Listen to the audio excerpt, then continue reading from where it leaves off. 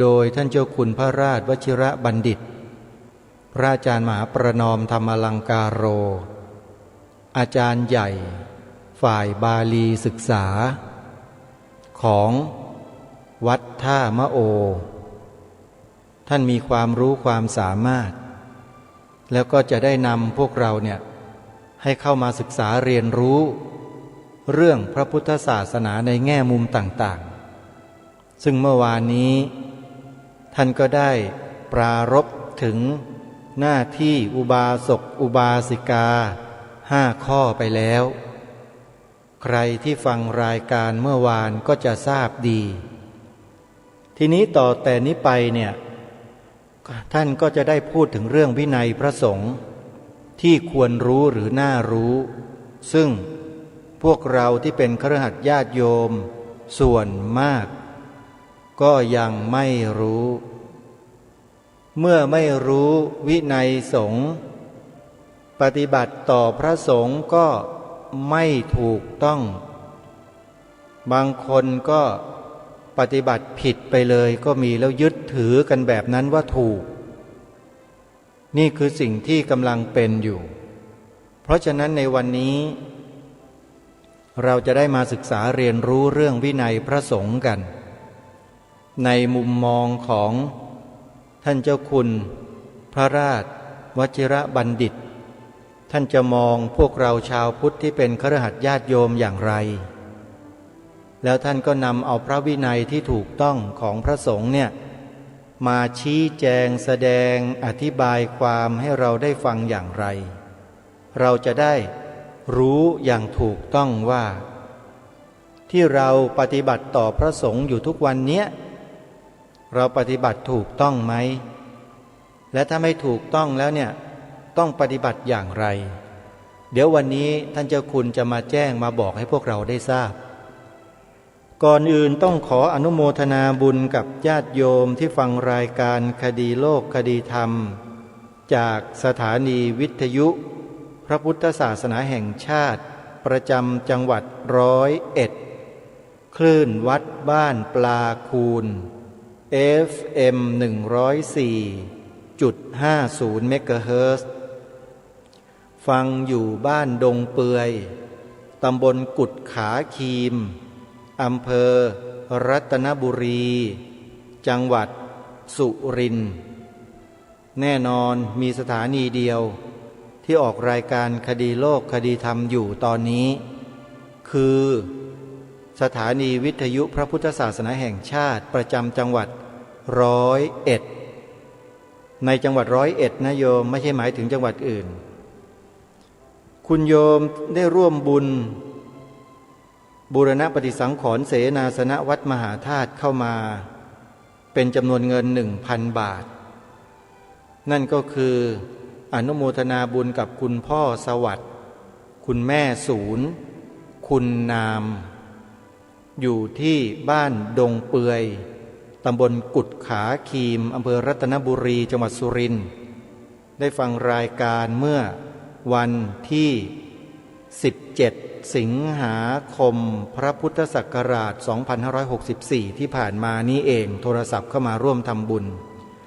อนุโมทนาบุญกับคุณโยมพ่อสวัสดิ์คุณโยมแม่ศูนย์คุณนามไว้ณโอกาสนี้เป็นอย่างยิ่งขอให้ท่านทั้งสองอยู่ดีมีแหงเด้ออย่าได้เจ็บอย่าได้ไข้นะแล้วก็ขอให้ปลอดภัยจากโควิด-19 เด้ออย่าได้มากร่ำกรายเด้อโยมเด้อขอให้ปลอดภัยกันทุกคนอนุโมทนาสาธุนี่ก็คือศรัทธาสาธุชนญาติโยมที่ฟังรายการคดีโลกคดีธรรมนานๆจะมีสักครั้งหนึ่งดีใจโยมอนุโมทนาบุญเป็นอย่างยิ่งเอาละท่านสาธุชนทั้งหลายช่วงนี้อาตมาภาพก็กำลังดูงานในกุฏิหลังจากที่ซ่อมแซมหลังคาปูกระเบื้องเสร็จเรียบร้อยหมดแล้วช่วงต่อไปนี้แล้วก็กำลังดำเนินอยู่นี้ก็คือการเดินระบบไฟทั้งหลังอาตมาภาพเป็นผู้ควบคุมเป็นผู้คอยดูแลเดี๋ยวเสร็จจากรายการตรงนี้แล้วก็ต้องไปดูแลเจ้าหน้าที่ ซึ่งเป็นพระสงฆ์ทั้งหมดเลยที่ทำไฟที่กุฏิหลังนี้นะโยมนะเป็นการเซฟค่าใช้จ่ายให้น้อยที่สุดให้ประหยัดที่สุดซึ่งก็ได้รับความกรุณาจากผู้ช่วยเจ้าอาวาสวัดมหาธาตุยุวราชรังสฤษฎ์ท่านเจ้าคุณพระสุวิมลธรรมาภรณ์หรือว่าตุศักดิ์ตุศักดิ์ท่านได้มอบหมายให้พระเจ้าหน้าที่ที่มีความรู้ความเชี่ยวชาญเรื่องระบบไฟฟ้าเนี่ยมาจัดมาทำให้ซึ่งกำลังดำเนินการอยู่ใครที่จะร่วมบุญกับอาตมาภาพซึ่งไม่เกี่ยวกับวัดนะโยม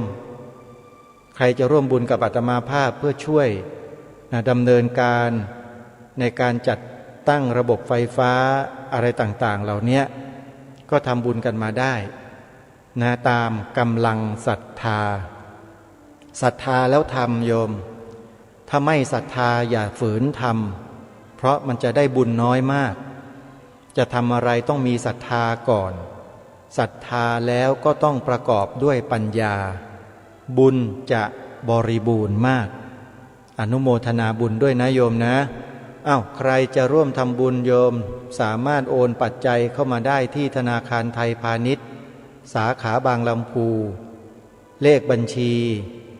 114-214-9897โทรศัพท์094-662-6935เดี๋ยวเรามาติดตามรับฟังเนื้อหาสาระดีๆจากท่านเจ้าคุณพระราชวชิรบัณฑิตกันต่อนะโยมนะวันนี้เรื่องวินัยสงฆ์เริ่มแล้วตั้งใจฟังพร้อมๆกันได้ณบัดนี้เพราะนั้นเนี่ยสิ่งแรกเลยความเป็นอุบาสกอุบาสิกาเรารู้ยังรู้แล้วหน้าที่ของอุบาสกอุบาสิกา5ประการรู้ยังรู้แล้วความเป็นชาวพุทธรู้ยังรู้แล้วต่อไปวินัยของพระซึ่งยากกว่านี้อีกเรารู้หรือยังถ้าเรายังไม่รู้เราก็จะได้รู้เมื่อเรายังไม่รู้เราก็จะได้รู้เราก็จะอะไรคือวินัยพระวินัยเนี่ยในมงคลสูตรข้อหนึ่งวินโยจะสุสิกขิโตถ้าเป็นพระวินัยของบรรพชิตถ้าเป็นญาติโยมวินัยของคฤหัสถ์สุสิกขิโตฝึกฝนดีแล้วเรียนรู้เข้าอกเข้าใจฝึกฝนดีปฏิบัติดีถ้าทำตรงนี้ได้เนี่ยวินโยจะสุสิกขิโตพอเรียนรู้เรื่องวินัยเกิดอะไรขึ้นเกิดมงคลพอรู้เรื่องวินัยแล้วก็ปฏิบัติตามได้ปฏิบัติถูกก็เกิดมงคลเพราะนั้นเป็นมงคลข้อหนึ่งด้วยอันนี้ก็ฝากญาติโยมเกี่ยวกับวินโยจะสุสิกขิโตวินัยที่ฝึกฝนดีแล้วต้องเรียนรู้ต้องเข้าใจแล้วก็ฝึกฝนจึงจะเป็นมงคลมงคลก็คือวางตัวถูกทำตัวถูกวางใจถูกอันนั้นก็ได้รับไว้คนละเล่มแล้วก็ส่งไปข้างหลังส่งไปข้างหลังต่อเลยส่งไปข้างหลังใครได้แล้วข้างหน้าวินัยเนี่ยเป็นวินัยของพระพอถึงตรงนี้ก็เชื่อมอีกนิดหนึ่งคุณสมบัติของพระอุปชานอกประเด็นนะแต่ให้ญาติโยมได้รับทราบนิดหนึ่งคุณสมบัติของพระอุปชาเนี่ยต้องเรียนรู้ภิกขุปาติโมกข์ภิกขุณีปาติโมกข์ภิกขุปาติโมกข์ก็เป็นของพระโอเคพระต้องรู้ภิกขุณีปาติโมกข์ทำไมต้องรู้ด้วยเพราะในภิกขุณีปาติโมกข์เนี่ยมีบัญญัติสิกขาบทบางข้อเรียกว่าสาธารณบัญญัติสาธารณบัญญัติคือบัญญัติไว้ในภิกขุณีปาติโมกข์แต่เชื่อมมาถึงพระด้วยพระต้องทำด้วยเพราะฉะนั้นสิกขาบทศีลของพระ227แต่ของภิกษุณี311ภิกษุณีมีศีลมากกว่าพระแล้วสิเปล่าเลยของพระเนี่ยฝากไว้ในภิกขุณีปาติโมกข์อีกเพราะฉะนั้นเนี่ยของพระไม่น้อยกว่าภิกษุณีมีมากกว่าแต่เนื่องจาก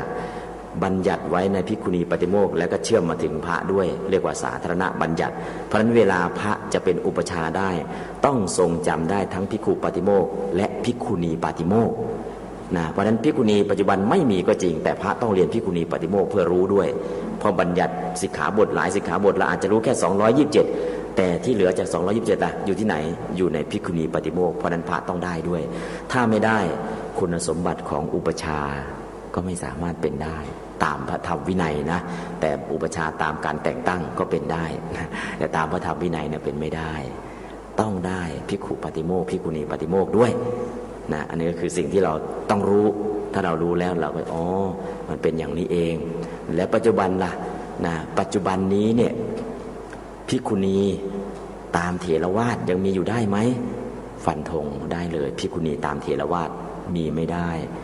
ทำไมมีไม่ได้ล่ะหมดช่วงหมดอายุหมดยุคนะหมดช่วงก็อาจจะผ่านไปหมดอายุคือยังไงอุปชาที่เป็นภิกษุณีเนี่ย2 ปีจึงบวชภิกษุณีได้1 รูปอุปชาที่เป็นพระบวชวันละ100 รูปวันละ1,000 รูปก็ได้แต่อุปชาที่เป็นภิกษุณีเนี่ย2 ปีมีสิทธิ์บวชให้ภิกษุณีได้1 รูปเท่านั้นทำไมต้องจำกัดอย่างนี้ทำหมันภิกษุณี จริงๆแล้วพระพุทธเจ้าทำหมันภิกษุณีทำหมันก็คือคนที่เป็นอุปชาที่จะบวชภิกษุณีได้เนี่ย2 ปีมีสิทธิ์บวชให้ภิกษุณีเพียงรูปเดียวทำไมต้องควบคุมด้วยถ้าควบคุมแล้วศาสนาจะอยู่ได้ถึง 5,000 ปีจริงอยู่ช่วงแรกเนี่ยที่อนุญาตให้พระนางประชาบดีโคตมีบวชได้นั้นเพราะคนในยุคนั้นสมัยนั้นเนี่ยศรัทธาเนี่ยเต็มร้อยแล้วก็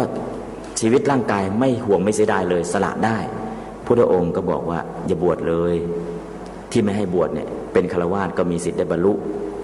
ที่ไม่ให้บวชเนี่ยที่ชัดเจนที่สุดก็คือภิกษุณีบวชเข้ามาแล้วมีอันตรายอะไรถูกข่มขืนพระอรหันต์ที่เป็นภิกษุณีหลายรูปถูกข่มขืนไม่สามารถช่วยเหลือได้นี่คืออันตรายตรงๆพุทธองค์ก็เห็นแล้วก็มีจริงๆแล้วก็คนที่ข่มขืนนางภิกษุณีก็ถูกแผ่นดินสูบจริงๆเหตุการณ์มันก็เกิดขึ้นจริงๆพุทธองค์ไม่อยากให้บวชเนี่ย1มันอันตรายไม่สามารถดูแลได้แต่เราไม่เข้าใจก็อยากจะฝืนนั่นแหละฝืนแล้วเกิดยังไงขึ้นพระนางอุบลวรรณาเทรีเป็นพระอรหันต์ถูกนันทามานพข่มขืนแล้วคนข่มขืนเป็นยังไงพอลงจากกุฏิถูกแผ่นดินสูบไปอีกนะฮะเพราะฉะนั้นในลักษณะอย่างนี้เนี่ยและสามารถดูแลไม่ให้ภิกษุณีรูปอื่นถูกข่มขืนได้ไหมก็ไม่ได้ไม่สามารถดูแลได้ทั่วถึงเวลาไปบิณฑบาตก็เดินใครเดินมันก็ไปองค์เดียวมันก็อันตรายเต็มไปหมดเพราะฉะนั้นเนี่ยมีกฎหลายๆอย่างมีสิกขาบทหลายๆอย่างที่เรามองไม่เห็นคือปัจจุบันในสังคมบ้านเราสังคมพม่าที่นับถือพุทธเถรวาทเนี่ยพยายามจะดิ้นรนผลักดันภิกษุณีให้เกิดใช่ถ้าภิกษุณีมหายานเกิดได้แต่ภิกษุณีเถรวาทตามพุทธประสงค์เกิดไม่ได้นะก็ถ้าเกิดก็แสดงว่าบวชเองการบวชต้องสวดกรรมวาจาที่เป็นภาษาบาลี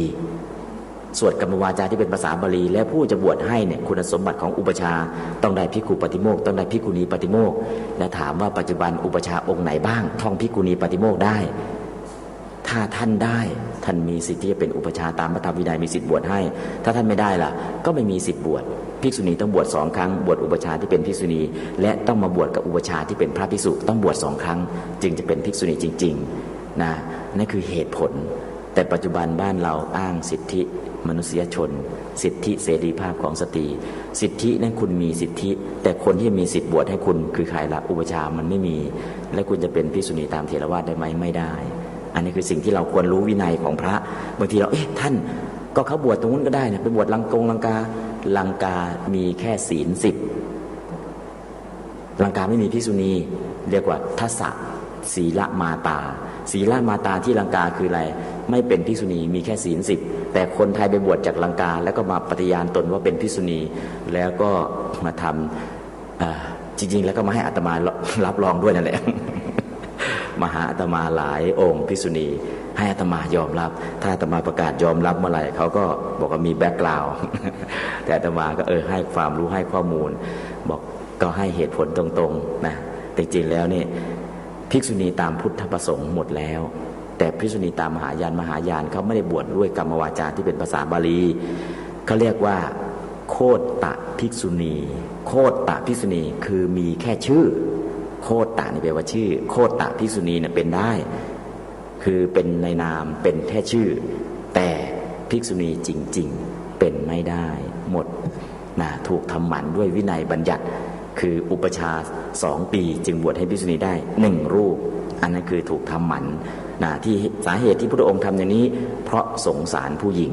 บวชเข้ามาแล้วโดยมากเนี่ยไม่สามารถดูแลคุ้มครองได้ถูกหลายกรณีที่ถูกเบียดเบียนนะถูกเบียดเบียนจากฆราวาสที่ไม่รู้พระธรรมไม่รู้วินัยเพราะฉะนั้นจุดประสงค์ก็คืออยู่ที่บ้านอยู่เถอะปฏิบัติตามมงคล38 ประการเป็นพระอริยะได้ไม่ต้องบวชหรอก นะมงคล38ตั้งแต่ข้อแรกจนถึงข้อสุดท้ายเนี่ยเป็นพระอริยะประชากรสาวัตถี70 ล้านคนสาวัตถีเป็นชาวบ้านธรรมดาเนี่ยฟังเทศน์ฟังธรรมแล้วปฏิบัติจากประชากร70 ล้านเนี่ยได้บรรลุถึง50 ล้านคนไม่ต้องบวชอยู่เป็นฆราวาสนั่นแหละใช้หลักมงคล38ประการได้บรรลุถึง50 ล้านเหลือ20 ล้านไม่ได้บรรลุเพราะฉะนั้นเนี่ยไม่บวชก็ได้บรรลุช่วยพระศาสนาได้แต่ถ้าบวชเข้ามาแล้วเนี่ยพระก็มองตาปริบๆไม่สามารถคุ้มครองให้ปลอดภัยได้อันนี้คืออันตรายที่จะเกิดขึ้นถ้าเราเข้าอกเข้าใจเราก็ไม่ฝืนอยากจะเป็นภิกษุณีอย่างที่เหตุการณ์ในปัจจุบันที่เกิดขึ้นเนี่ยคือสงสารจะปกป้องไม่ให้ถูกข่มขืนไม่ให้ถูกทำไม่ดีไม่ร้ายพระก็ไม่สามารถปกป้องได้นะเมื่อไปปกป้องได้แล้วตัวเองอยากจะมาเป็นอีกเนี่ยมันเกิดอะไรขึ้นมันก็ฝืนพุทธบัญญัติฝืนพุทธประสงค์นะเพราะฉะนั้นเรื่องวินัยเนี่ยถ้าเราเข้าใจเราก็ทำไมพุทธองค์ไม่อยากให้มีภิกษุณีเพราะไม่สามารถดูแลความปลอดภัยให้ได้จุดประสงค์หลักเลยตรงนี้และจุดประสงค์รองล่ะถ้ามีภิกษุณีพระจะหมดเร็ว ทำไมหมดเร็วล่ะพอโกนหัวแล้วเหมือนกันพอเหมือนกันแล้วเนี่ยพระไปอบรมภิกษุณีไปคลุกคลีภิกษุณีและต้องเอาพระเก่งๆด้วยจึงจะอบรมภิกษุณีได้เมื่อพระไปอบรมภิกษุณีแล้วเนี่ยไปอบรมบ่อยๆถ้าเป็นปุถุชนไม่นานพระก็สึกหมดเพราะฉะนั้นเนี่ยตัดไฟแต่ต้นลมถ้าไม่มีภิกษุณีเนี่ยสิ่งแรกไม่สามารถให้ความคุ้มครองสิ่งที่สองพระที่มีความรู้ความสามารถจะหมดเร็วขึ้นศาสนาก็ไปเร็วแต่เรามองไม่เห็นจุดตรงนี้พอมองไม่เห็นเราก็อยากจะบวชเข้ามานะอันนี้ก็คือสิ่งที่เราไม่รู้เรื่องวินัยของพระเพราะเราไม่รู้เราอยากจะทำเนี่ยเราก็มีสิทธิ์ที่จะทำแต่เราทำไม่ได้เราไม่เข้าใจลึกๆถ้าเราเข้าใจลึกๆแล้วนี่ทำไมพระพุทธเจ้าห้ามสิ่งแรกเลยไม่สามารถให้ความคุ้มครองได้สิ่งที่สองพระจะหมดเร็วขึ้น จะไม่เหลือพระอันนั้นก็คือจริงๆมันเป็นเรื่องอย่างนั้นจริงๆนะในสมัยพุทธกาลเนี่ยจะมีแบบนี้แล้วนะไม่ใช่สมัยนี้นะสมัยพุทธกาลเนี่ยคัดเลือกแล้วพระองค์ไหนจะไปเทศน์โปรดภิกษุณีต้องมีคุณสมบัติอย่างนี้อย่างนี้คัดไปคัดมาองค์นั้นก็โดนองค์นี้ก็โดนนะในสุดคือต้องเป็นพระอรหันต์ถ้าไม่เป็นพระอรหันต์ไปคลุกคลีบ่อยๆใจมันก็ไปเพราะเป็นปุถุชนเมื่อไปแล้วเนี่ยหมดศาสนาไม่ถึง 5,000 ปีหมดก่อนการเวลาเพราะฉะนั้นพุทธองค์รู้เหตุการณ์ล่วงหน้าก็เลยเอานะเป็นแค่แม่ชีรักษาศีล 10ได้ไหมถ้าได้ก็สนับสนุนแค่ภิกษุแค่แม่ชีนะพัฒนาตัวนี้ให้ดีขึ้นนะแค่นี้ก็พอเรื่องวินัยของพระที่จะนำให้ญาติโยมรู้วันนี้อันนี้ก็คือวินัยข้อหนึ่งนะที่จะบวชเป็นภิกษุณีก็เป็นวินัยอีกข้อหนึ่งซึ่งญาติโยมจะได้รับรู้ข้อมูลที่ยุวพุทธเนี่ยมีภิกษุณีไหมยุวพุทธบอกน่าจะสนับสนุนนะยุวพุทธสนับสนุนให้โยคีเป็นภิกษุณีก็เสร็จแล้ว เพราะปฏิบัติไปแล้วเกิดอะไรเกิดศรัทธาอยากบวชหลายคนที่ปฏิบัติแล้วเกิดศรัทธาอยากจะบวชคนที่อยากจะบวชเป็นภิกษุณีโดยมากผ่านการปฏิบัติมาแล้วก็เกิดศรัทธามั่นคงสละโลกภายนอกได้แล้วพอสละได้แล้วเนี่ยอยากจะพัฒนาไปเป็นภิกษุณีซึ่งจากที่ไปสอบถามดูทำไมอยากเป็นภิกษุณีก็ปฏิบัติไปแล้วมันเกิดศรัทธาอยากจะออกบวชจริงๆขึ้นมาเนี่ยเหมือนพระเลยเพราะฉะนั้นเนี่ยพวกที่อยากเป็นภิกษุณีโดยมากเนี่ยผ่านการปฏิบัติธรรมมาแล้วทั้งนั้นมันเกิดศรัทธาแต่ยังไม่มีปัญญาพอยังไม่มีปัญญาศรัทธามันดันจะให้บวชเถอะศรัทธามันเกิดแล้วแต่ปัญญายังไม่รู้ว่าบวชแล้วเนี่ยเราจะมีอันตรายไหมศาสนาจะเสื่อมเร็วไหมไม่มีปัญญาตรงนี้แต่มีศรัทธาเพราะฉะนั้นผู้ที่เป็นโยมอุบาสิกาหรือโยมผู้หญิงเนี่ยปฏิบัติธรรมแล้วเกิดศรัทธาอยากจะบวชพอเกิดศรัทธาอยากจะบวชก็รู้เรื่องวินัยสักนิดนึงถ้าบวชแล้วมันเกิดอะไรขึ้นแค่นั้นเองเพราะวินัยพระก็ต้องรู้นะเพื่อโยมจะได้เข้าอกเข้าใจนะเพราะฉะนั้นวันนี้หนังสือได้มอบให้แล้วก็ ศาสนาจะตั้งอยู่ได้นานต้องมีวินัยทำไมจึงบอกว่ามีวินัยศาสนาของพระพุทธเจ้าบางพระองค์เนี่ยเช่นพระศรีอริยเมตไตรอยู่ได้แค่1 เจเนอเรชันคือหมดยุคพระศรีอริยเมตไตรศาสนาก็หมดทำไมอย่างนั้นล่ะเพราะมีแต่คนมีบุญมาบวชมีแต่คนมีบุญพอบวชปุ๊บเทศปุ๊บได้บรรลุชุดแรกบรรลุแล้วไม่มีใครล่วงละเมิดสิกขาบทเลยพอไม่มีคนล่วงละเมิดสิกขาบทบัญญัติวินัยไหมไม่มีการบัญญัติเมื่อไม่บัญญัติแล้วรุ่นต่อไปล่ะบวชเข้ามามีแต่ปุถุชนพอมีแต่ปุถุชนวินัยบัญญัติก็ไม่มีจะปฏิบัติยังไงไม่มีกฎพ อไม่มีกฎแล้วก็วางตัวไม่ถูกพอวางตัวไม่ถูกก็เริ่มสเปะสปะหมดเจเนอเรชันที่2หมดเพราะฉะนั้นศาสนาของพระพุทธเจ้าบางพระองค์เนี่ยพระพุทธเจ้าบางพระองค์อายุยืนมากแล้วบางพระองค์เนี่ยขี้เกียจเทศโดยเสียงนะเทศโดยระบบโทรจิตคือยังไงเข้าพระองค์เข้ายานแล้วก็ตรวจดูใครจะได้บรรลุรู้คนนี้จะได้บรรลุแล้วก็เทศผ่านโทรจิตเนี่ยเทศให้คนนั้นฟังไม่ต้องมีเสียงเลยเทศไปคนนั้นก็ได้บรรลุแล้วก็บวชคือไม่มีเสียงเทศอย่างนี้นะก็คือใช้ระบบที่ทันสมัยที่สุดเนี่ยเทศเป็นระบบโทรจิต แล้วโทรจิตคนอื่นๆจะได้ฟังไหมไม่ได้ฟังเทศโปรดเฉพาะคนจะได้บรรลุเท่านั้นคนนี้จะได้บรรลุดูแล้วตรวจดูบารมีทั้ง10เต็มแล้วอินทรีย์แก่กล้าแล้วก็เทศเลยนะอริยสัจสี่นี่แหละแต่ไม่มีเสียงออกให้คนข้างนอกรู้เฉพาะคนที่ได้บรรลุพอได้บรรลุก็จบแล้วก็เป็นพระอรหันต์ก็บวชนะถ้ายุคอย่างนี้เนี่ยเจเนอเรชันเดียวหมดศาสนาพระพุทธเจ้าของเราคือพระสมณโคดมทำไมต้องลงมาตรัสรู้ในยุคที่มนุษย์มีอายุสั้นคือ100 ปีเพราะศาสนาตั้งมั่นอยู่ได้นานกี่ปี 5,000 ปีแล้ว 5,000 ปีเนี่ยจาก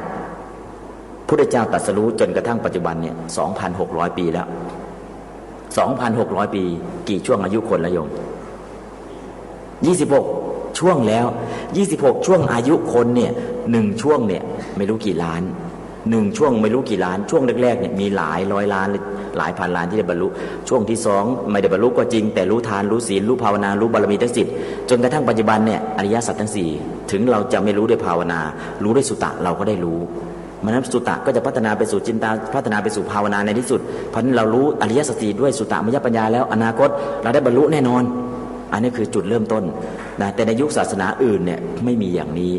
คนที่จะรู้ด้วยสุตตะก็หายากมากนะก็เฉพาะพวกที่รู้ด้วยสุตตะแล้วก็บรรลุไปเลยทีเดียวเพราะฉะนั้นศาสนาตั้งมั่นอยู่ได้น้อยเพราะฉะนั้นภาษาลีบุตรก็เช็คดูศาสนาของพระเจ้าในอดีตเนี่ยองค์ไหนตั้งมั่นอยู่ได้นานองค์ไหนตั้งมั่นอยู่ได้น้อยนะก็พิจารณาดูก็เห็นศาสนาของพระเจ้าที่บัญญัติวินัยคือศีลให้พระเนี่ยศาสนาของพระเจ้าองค์นั้นจะตั้งมั่นอยู่ได้นานส่วนศาสนาของพระเจ้าที่มีแต่พระสูตรและพระอภิธรรมไม่มีวินัยปิฎกตั้งมั่นอยู่ได้แค่เจเนอเรชันเดียวคือช่วงอายุเดียวเพราะไม่มีข้อปฏิบัตินะไม่มีศีลนั่นเองไม่มีศีลแล้วศีลวิสุทธิก็ไม่เกิดเวลาจะปฏิบัติให้เกิดให้บรรลุเนี่ย1ศีลวิสุทธิข้อแรกเลย2จิตตวิสุทธิ3ทิฏฐิวิสุทธิ4กังขาวิตรณวิสุทธิ5 6 7ก็เกี่ยวกับลำดับญาณแล้วเพราะฉะนั้น1 2 3เนี่ยศีลวิสุทธิถ้าไม่เกิดจิตตวิสุทธิเกิดได้ไหมไม่ได้วิสุทธิ7เนี่ยต้องเกิดจากศีลวิสุทธิเพราะฉะนั้นเนี่ยจึงจะเป็นรู้เรื่องศีล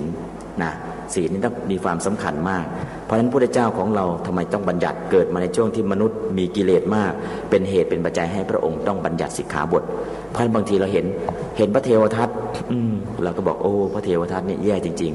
ๆมองในเรื่องของไม่ดีเนี่ยพระเทวทัตก็น่าจะไม่ดีมากๆแต่มองในเรื่องของดีถ้าไม่มีพระเทวทัตจะมีใครไหมที่เป็นตัวอย่างให้บัญญัติสิกขาบทการทำลายสงฆ์ให้แตกแยกจากกันก็ไม่มีเพราะฉะนั้นมีพระเทวทัตยังมีตัวอย่างนะเนี่ยมีคนกล้าเสียสละ มองในมุมมองหนึ่งมีคนกล้าเสียสละทำลายสงฆ์และกล้าเสียสละลงอเวจีให้เราอย่างน้อยๆเนี่ยพระองค์ก็ได้บัญญัติสิกขาบทข้อนี้ขึ้นมาเราก็รู้ว่าถ้าเราไปทำตอนนี้ล่ะไม่มีตัวอย่างเราอาจจะเป็นสังฆเพศทำลายสงฆ์ให้แตกแยกกันแต่เราไม่รู้พอมีพระเทวทัตมุมมองที่ไม่ดีคือทำชั่วแต่มุมมองที่ดีทำให้พระองค์ต้องบัญญัติสิกขาบททำให้เรารู้กฎเกณฑ์นะเราจะสามารถมองได้ในส่วนตรงนี้นะวันนี้ก็จะได้เข้าสู่เรื่องนะความจำเป็นของการต้องมีบัญญัติวินัยเพราะทำให้พระศาสนาตั้งมั่นอยู่ได้นานมีประโยคหนึ่งวินเยทิเตเมื่อวินัยตั้งอยู่ศาสนังทิตังศาสนาก็ตั้งอยู่วินโยนามะขึ้นชื่อว่าพระวินัยศาสนสะอายุเป็นอายุของพระศาสนาวินัยเนี่ยคืออายุของพระศาสนาถ้าพระไม่รู้วินัยศาสนาหมดอายุแล้วไม่รู้แล้วนะตอนสุดท้ายก็คือปราชิก4พระก็ไม่รู้จบแล้ว ต้องรู้เพราะฉะนั้นวินัยคืออายุของพระศาสนาพระศาสนายังอยู่วินัยยังอยู่ศาสนาก็ยังอยู่อันนี้คือสิ่งสำคัญนะเพราะฉะนั้นในประเด็นตรงนี้ทำไมจึงต้องเอาวินัยพระมาสอนให้ญาติโยมเพราะถ้าโยมรู้แล้วก็วางตัวถูกทำตัวถูกพระก็รักษาวินัยได้ดีขึ้นได้ง่ายขึ้นไม่ใช่สอนวินัยพระเพื่อมาจับผิดพระนะสอนวินัยพระโอ้ท่านนั้นก็ไม่ได้นะนี่ก็ไม่ได้นะไม่ใช่นะสอนวินัยพระรู้เรื่องพระแล้วไม่ใช่มาจับผิดพระคอยอนุเคราะห์ให้พระได้รักษาวินัยจุดประสงค์คือตรงนี้นะเรารู้วินัยแล้วเนี่ยท่านก็จะได้รักษาวินัยได้ถูกต้องเมื่อรักษาวินัยได้ถูกต้องผลดีตกถึงกับใครตกถึงกับญาติโยมเวลาโยมทำบุญกับพระที่มีศีลรู้จักวินัยโยมก็ได้บุญมากขึ้นเนื้อนาบุญของโยมเนี่ยบริสุทธิ์มากขึ้นถ้าโยมไม่รู้ล่ะเอายังไงก็ได้ยังไงก็ได้ก็ได้พระแบบที่ยังไงก็ได้พระแบบยังไงก็ได้ศีลวินัยท่านก็ไม่ใส่ใจแล้วนะเมื่อไม่ใส่ใจแล้วเนี่ยก็ไม่เป็นทักขิเนยบุคคลผู้เลิศเวลาเราหว่านข้าวลงในนาเกลือนามันเริ่มเค็มแล้วดินมันเริ่มก่อยแล้วหว่านข้าวลงไปได้ 80% ปีต่อไปได้ข้าว 50% ปีต่อไปเหลือข้าว 20% ปีต่อมานามันเค็มหมดหว่านไปเท่าไหร่ตายหมดเลยอันนั้นคือวินัยลดลงเพราะฉะนั้นเนี่ยหว่านข้าวในนาเกลือชั้นใดก็ชั้นนั้นถ้าพระรักษาศีลรักษาวินัยได้ถูกต้องโยมทำบุญโยมก็ได้บุญมากขึ้นอันนี้คือเป็นผลที่กลับมากับญาติโยมนะและพระที่รักษาวินัยตั้งอกตั้งใจรักษาวินัยเมื่อรักษาวินัยได้ศีลวิสุทธิของท่านก็เกิดขึ้นศีลวิสุทธิเกิดขึ้นจิตตวิสุทธิของท่านก็ไปได้นะการปฏิบัติก็จะขยับขึ้นตามลำดับนะเพราะฉะนั้นเนี่ยได้ทั้งผลโดยตรงและผลโดยอ้อมกับญาติโยมเพราะฉะนั้นญาติโยมจึงจำเป็นต้องเรียนรู้วินัยพระเพื่ออนุเคราะห์ให้พระรักษาวินัยแต่ไม่ใช่มันจงจับผิดอันนั้นคือเป็นประเด็นที่ญาติโยมจะได้ทำความเข้าใจหรือวางใจไว้ถูกนะต่อไปก็จะได้เข้าสู่เนื้อห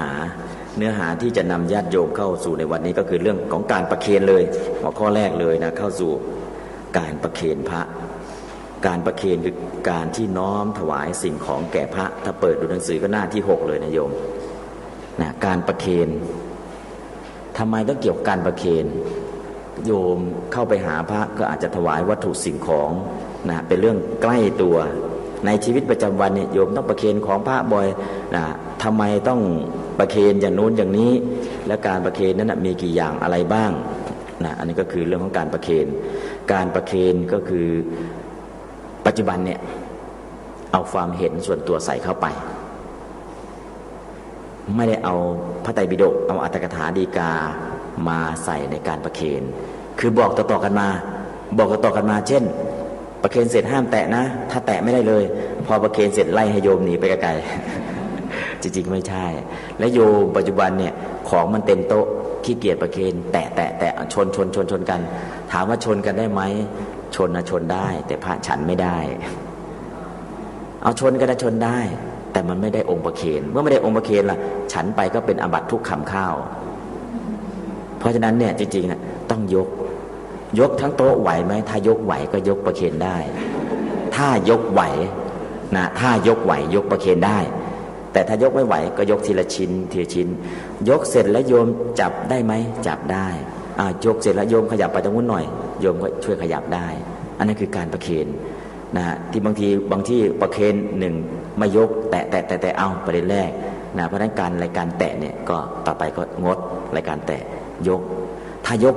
เยอะจริงๆเนี่ยคนก็มีเยอะคน20-30คนร่วมกันของเต็มโต๊ะช่วยกันยกโต๊ะขึ้นไหวก็สามารถประเคนได้ถ้ายกโต๊ะไหวนะแต่ขอให้ยกให้ขึ้นถ้ายกไม่ขึ้นยกทีละชิ้นยกมากก็ได้บุญมากวินัยก็ถูกต้องด้วยอย่าขี้เกียจยก1 ครั้งนั่นคือการทำบุญด้วยความเคารพบริวารก็จะเชื่อฟัง1 คนแหละยกบ่อยๆเป็นการทำบุญทำทานด้วยความเคารพในทานที่ตนเองให้นะแล้วก็พระเนี่ยถ้าเป็นโยมผู้หญิงต้องเอาผ้ามารับไหมตามวินัยจริงๆไม่ต้องเอาผ้ามารับกับมือได้แล้วบ้านเราทำไมเอาผ้ามารับมันมีกฎออกจากทางวังเนี่ยสมัยก่อนพระไทยก็รับด้วยมือแต่มีวันหนึ่งก็เรียกว่าจากทางวังเป็นองค์ฟ้าองค์หญิงองค์ใดหนึ่งมาถวายของพระก็รับกับมือนั่นแหละพอดีมือของพระไปชนกับมือของเจ้าฟ้าเจ้าหญิงพระเป็นอะไรเป็นสามัญชน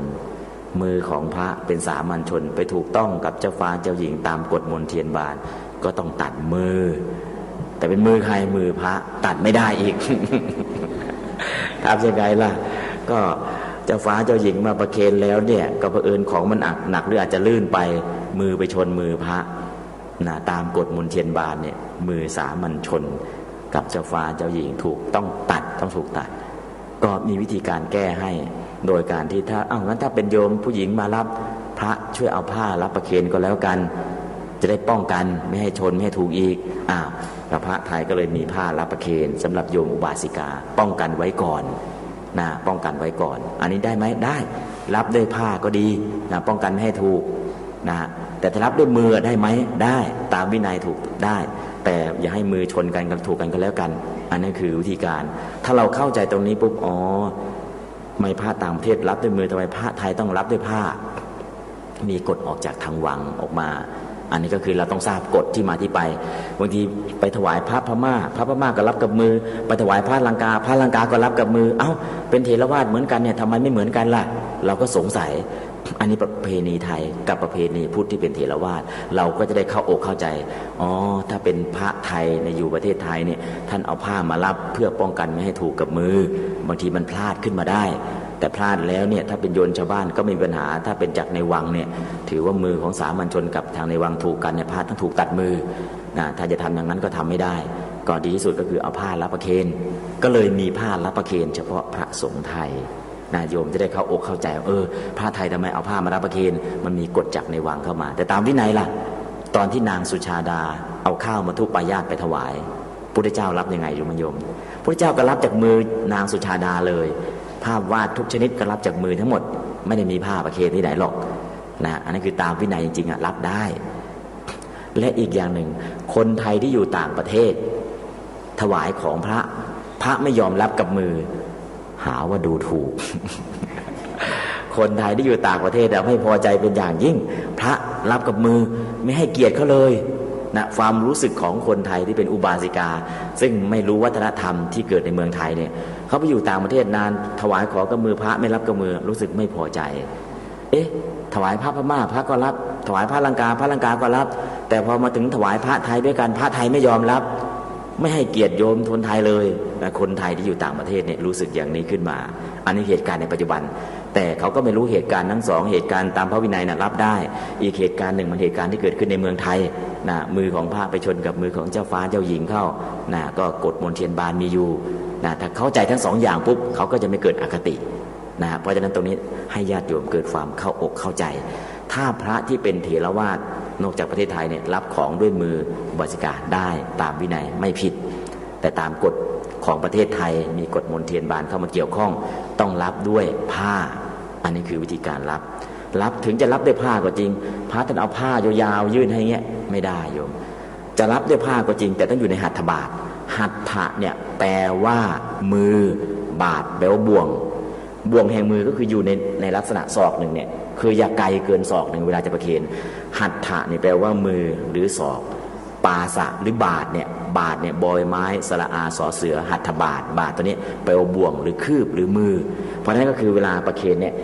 โยมอย่าห่างไกลเกินศอกถ้าห่างเกินศอกก็เรียกว่าก็ถือว่าเสียหัตถบาทก็คือห่างเกินศอกนั่นเองก็เสียองค์ประเคน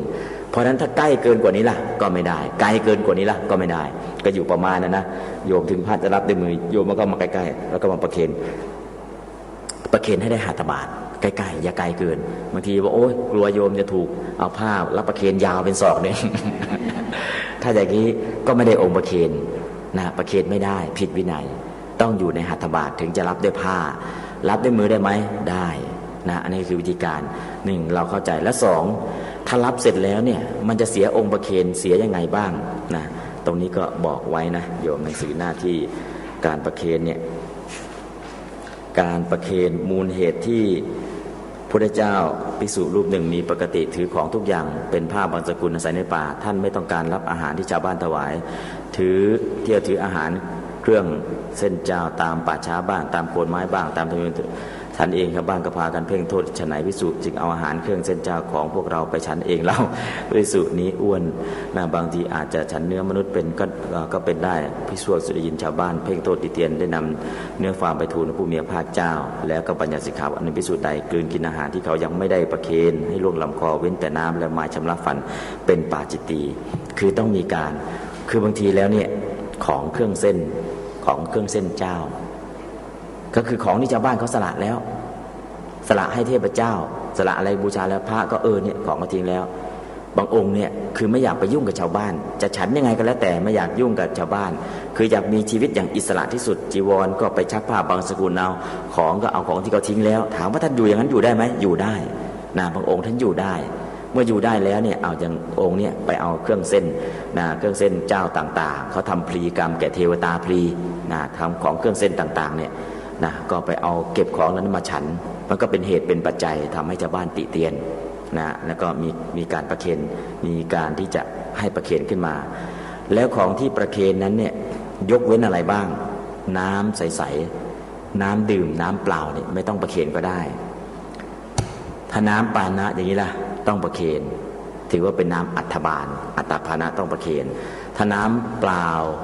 น้ำธรรมดาใสๆเนี่ยไม่ต้องประเคนบอกถวายนิมนต์ท่านดื่มเองได้เลยนะไม่ต้องประเคนได้แล้วก็ไม้ชำระฟันแปรงสีฟันอะไรต่างๆเนี่ยไม่ต้องประเคนนะของเหล่านี้ไม่ต้องประเคนแต่ถ้าอันนี้จัดเป็นน้ำปานะต้องประเคนอันนี้คือสองของที่ต้องประเคนรู้ของที่ควรประเคนไม่ควรประเคนนะแล้วก็สิ่งที่จะของประเคนได้นั้นสิ่งนั้นไม่ใหญ่เกินไปบุรุษกำลังปานกลางพอยกได้ใหญ่เกินไปมันของมันหนักเกินไปเนี่ยทำยังไงล่ะปัจจุบันก็มีเทคนิคคือไม่ใช่เอามาฉันนะรับประเคนโยมอยากจะประเคนแต่ของมันเยอะก็มีการเอาได้สายสิญจน์ไปพันแล้วก็ยกได้สายสิญจน์ประเคนถ้าประเคนอย่างนี้คือประเคนเป็นของสงฆ์แต่ไม่สามารถเอามาฉันได้นะโยมประเคนแล้วเนี่ยก็คือเอาได้สายสิญจน์ไปพันทั้งหมดเลยของที่เช่นของพระป่ากฐินของบริวารพระป่ากฐินถ้าประเคนเนี่ยบางทีมันเยอะแยะเลยของต่างๆประเคนไม่ไหวก็เอาได้สายสิญจน์ไปล้อมเสร็จแล้วก็มาถวายเอาได้สายสิญจน์มาถวายประเคนพร้อมกันถือว่าประเคนแล้วเอาง่ายๆอันนี้คือวิธีการประเคนแต่ประเคนในลักษณะอย่างนี้เนี่ยฉันไม่ได้คือเอามาเก็บไว้ในวัดน่ะได้คือญาติโยมเนี่ยได้องค์ประเคนไม่ได้แต่พระเอามาฉันไม่ได้คือเอาได้สายสิญจน์มาล้อมบางทีเราหัวใสพระนิมนต์พระมาพันรูปจะประเคนก็ไม่ทันทำยังไงดีเอาได้สายสิญจน์ไปล้อมหมดแล้วก็ยกได้สายสิญจน์ประเคนเลยถ้าอย่างนี้ฉันไม่ได้นะของใช้เท่านั้นได้เช่นไม้กวาดเอาไม้กวาดมา1 คันรถจะรับประเคนไม้กวาดมันก็ไม่เสร็จสักทีหรอกนะของไม้กวาดก็ดีของใช้ของหนักก็ดีหรือพุทธรูปหนักมากจะยกพุทธรูปประเคนก็มันไม่ใช่ที่มันยกไม่ไหว10 คนก็ยกไม่ไหวทำไงล่ะเอาได้สายสิญจน์ไปพันเสร็จแล้วก็ยกได้สายสิญจน์มาประเคนในลักษณะอย่างนี้ของที่เกินแล้วก็ไม่ใช่ของฉันนะเป็นของใช้ของที่ไว้ตามวัดอย่างเนี้ยใช้ได้สายสิญจน์มาพันแล้วประเคนได้แต่ถ้าเป็นอาหารเนี่ยต้องยกกับมือนะเป็นอาหารเป็นเครื่องดื่มที่ต้องประเคนต้องยกกับมือเพราะฉะนั้นตรงนี้ใช้คำว่าสิ่งนั้นไม่ใหญ่จนเกินไปบุรุษมีกำลังปานกลางพอยกได้อันนี้คือเกี่ยวกับเรื่องของการขบการฉันนะแต่ถ้าเป็นเครื่องใช้เครื่องสอยต่างๆเช่นถวายกุฏิทั้งหลังเนี่ยโยมประเคนกุฏิไหวไหมนะตึกหลังเนี่ยประเคนไหวไหมก็เอาได้สายสิญจน์เข้ามาพันตึกแล้วก็ยกได้สายสิญจน์ประเคนถวายกุฏินะในลักษณะอย่างนี้ก็ใช้ได้สายสิญจน์แทนแล้วเข้ามาในหัตถบา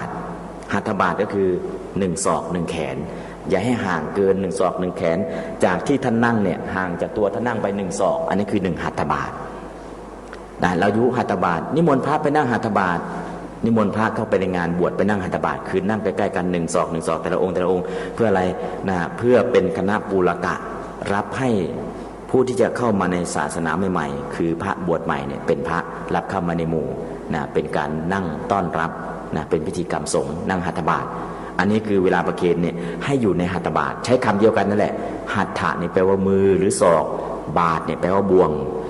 คือมือ1 ศอก 1สามารถเอื้อมถึงอันนี้คือหัตถบาทนะบาทเนี่ยมาจากบาสะแปลว่าบ่วงก็คือเนี่ยบ่วงมือก็คือเอามือไปยื่นขณะถึงอันนี้คือหัตถบาทแล้ว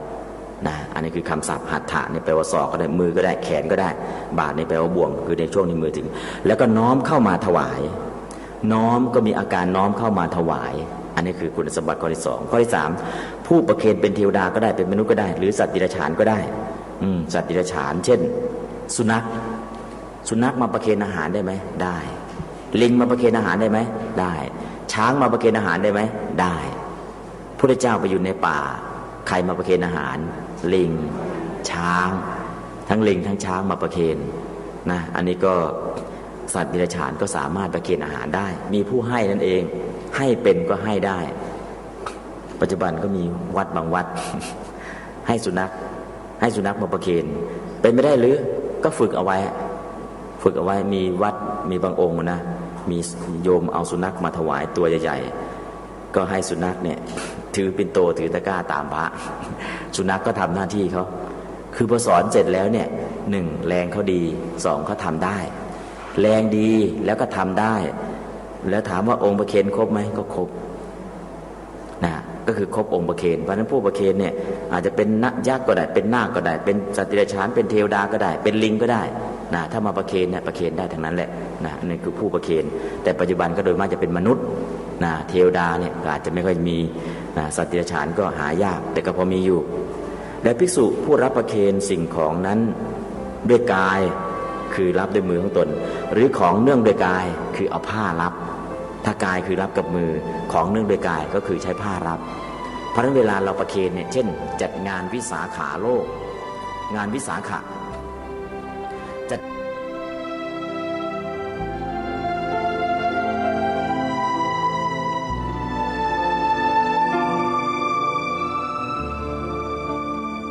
ท่านสาธุชนผู้ฟังทุกท่านเวลาของรายการของเราใกล้จะหมดเลยยังเปิดให้ท่านสาธุชนฟังยังไม่จบเดี๋ยววันพรุ่งนี้เรามาติดตามรับฟังกันต่อแค่เรื่องประเคนของประเคนอาหารในวินัยของพระสงฆ์อย่างเดียวเนี่ยท่านเจ้าคุณก็พูดไปตั้งครึ่งชั่วโมงได้แล้วยังไม่จบนะโยมนะเพราะฉะนั้นใครที่มีข้อสงสัยว่าควรจะประเคนภัตตาหารประเคนของขนาดไหนอย่างไรแด่พระสงฆ์นั้นจะต้องปฏิบัติให้ถูกต้องอย่างไรท่านเจ้าคุณพระราชวชิรบัณฑิตท่านได้แนะนำพวกเราให้ปฏิบัติให้ถูกต้องตามพระวินัยของพระสงฆ์แล้วเพราะฉะนั้นไม่ต้องสงสัยนะโยมนะใครที่บอกว่าประเคนอาหารแด่พระสงฆ์แล้วแตะไม่ได้จับไม่ได้นั้นผิดประเคนแล้วก็สามารถจับได้แตะได้เลื่อนได้นี่คือสิ่งที่เราต้องรู้ร่วมกันเพื่อการปฏิบัติที่เป็นไปในทิศทางเดียวกันนะโยมนะยังมีอะไรเกี่ยวกับวินัยพระสงฆ์อีกเยอะเดี๋ยววันพรุ่งนี้เรามาติดตามรับฟังกันต่อสำหรับวันนี้เวลาของรายการหมดลงแล้วอาตมาภาพต้องขอสมมุติยุติไว้แต่เพียงเท่านี้พบกันใหม่ในวันพรุ่งนี้ขอความสุขสวัสดีในธรรมแห่งองค์สมเด็จพระบรมศาสดาสัมมาสัมพุทธเจ้าจงปรากฏเกิดมีขึ้นในจิตใจของท่านผู้ฟังทุกท่านทุกคนเทอญขอ